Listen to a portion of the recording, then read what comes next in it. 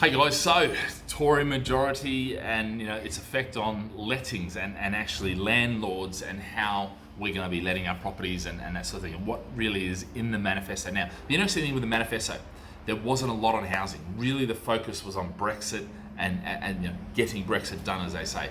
And I think that's going to continue to be certainly the focus for the next 3 months to get it done.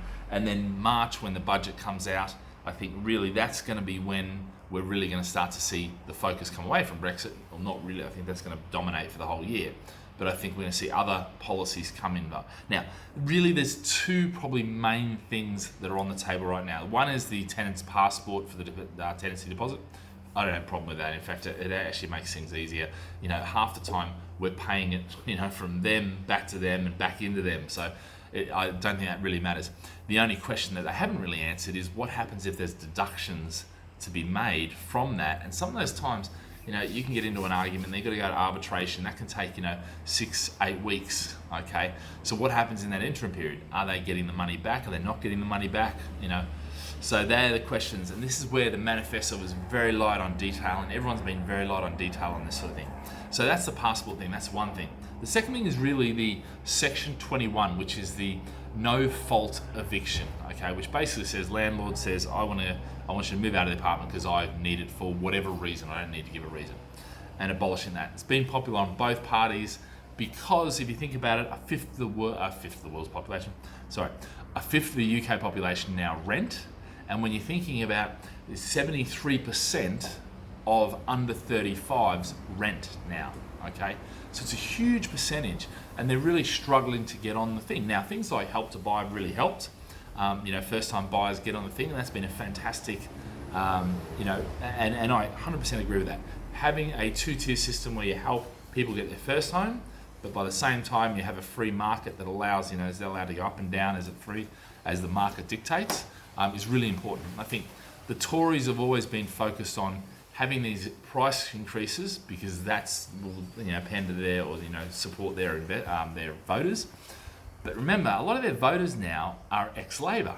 So it's going to be an interesting thing to see how they tread the middle ground with this. And I think what we're going to see is, I hope anyway, positive things happening, building more properties, but also looking after renters that want to get onto the ladder through things like Right to Buy and Help to Buy, okay?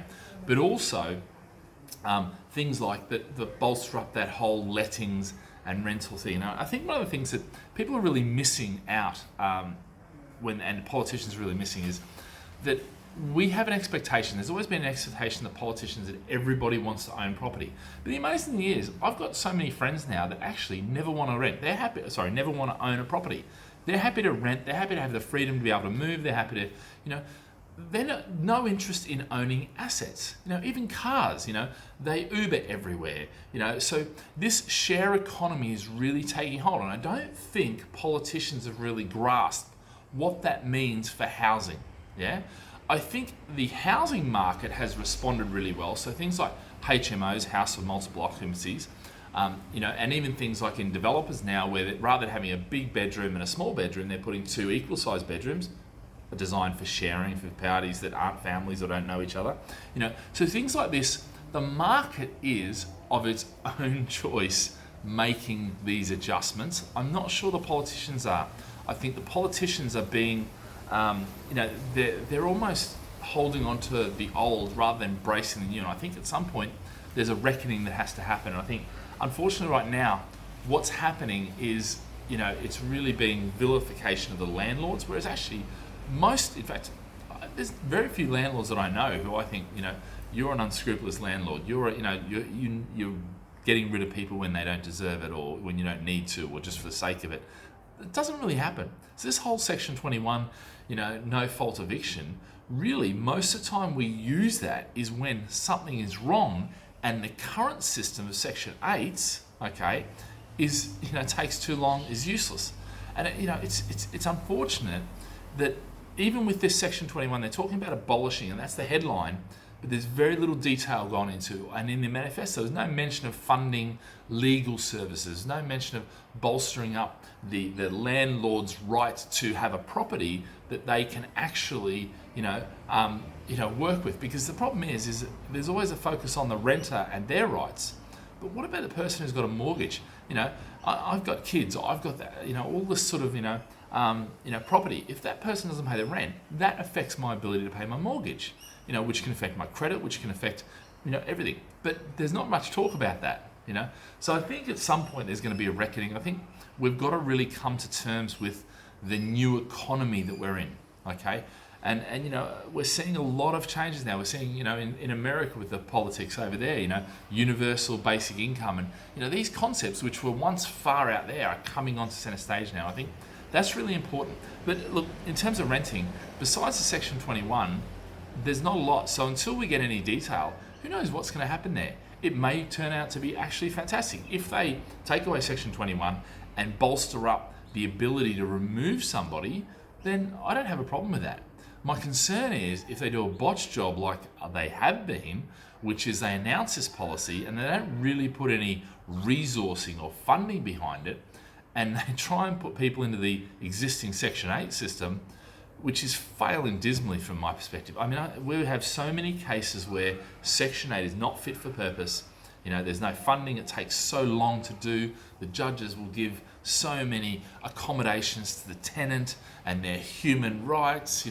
Forget about the landlord's human rights. It's almost like the whole system is broken and there's no funding towards it. And, it's not the judges necessarily. The judges are ruling, according to how they have to rule. It's the case law, it's how things are approached, it's, the documents that go missing. It's the fact that, the vilification of landlords and the fines and that are attached and the punitive measures that are placed upon them, which actually is just disproportionate, But anyway, look, enough about that. It's a bit of a rant. But look, bottom line is, Tory's getting in is good news for you as a property investor, okay? And actually, I think what we're going to see is this year, 2020, is going to be quite a good year for property now. Now we've got some, government majority. We haven't had a working majority for 3.5 years. We have now. That's great. Brexit will be done, okay? Which at the end of the day, whichever side you fall on, the fact is having certainty is more important than having, no certainty whatsoever. And I think that will really start to show next year as we have the spring bounce, in sort of March, April, May sort of thing. So I think really we're going to see a decent property market next year. So good news for that.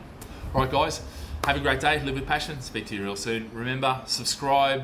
Any questions you've got, put them into the comment section. All right, guys, see you. Bye.